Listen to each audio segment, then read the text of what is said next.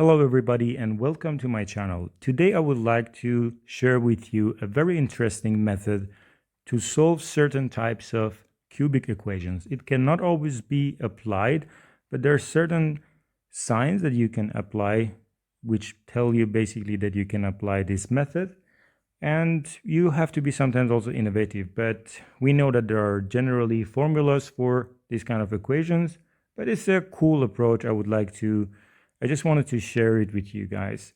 So before doing so, I would like to ask you to please consider to subscribe to my channel and like my videos. That would be really helpful for my content so that I can reach to more people like you who enjoy watching this type of solutions for these kinds of mathematical problems. Thank you very much. So the approach consists of basically introducing variables.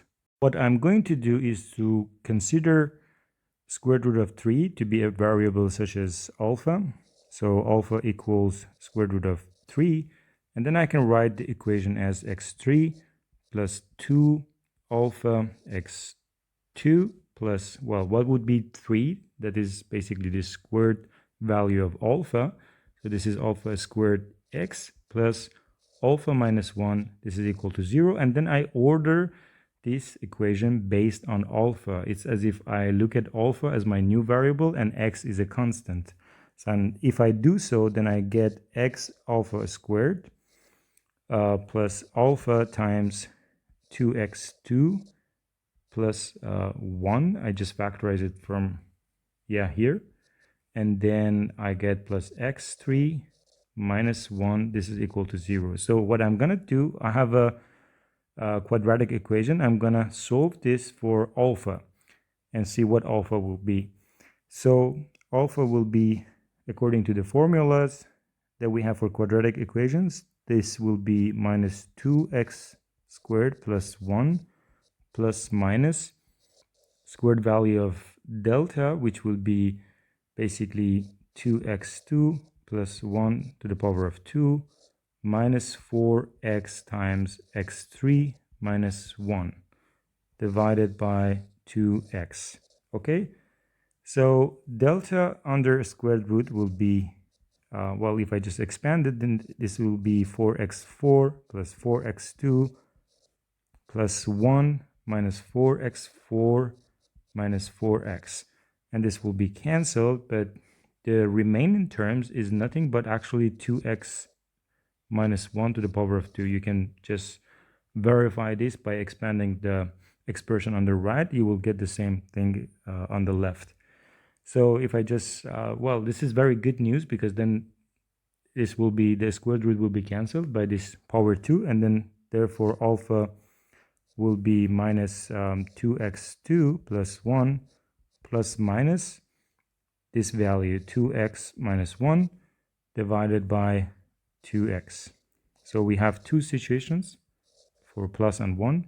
If I take plus, then I have minus 2x2 plus 2x minus 1, which is basically minus 2 divided by 2x.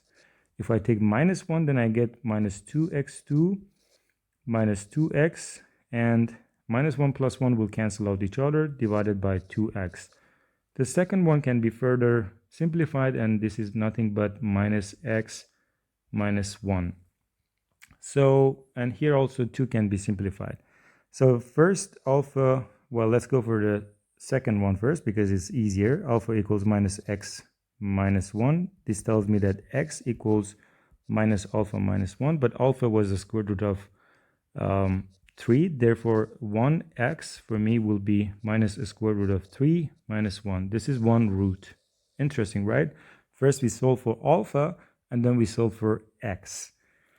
And the second equation will be something like alpha equals minus x2 plus x. I simplified 2 here.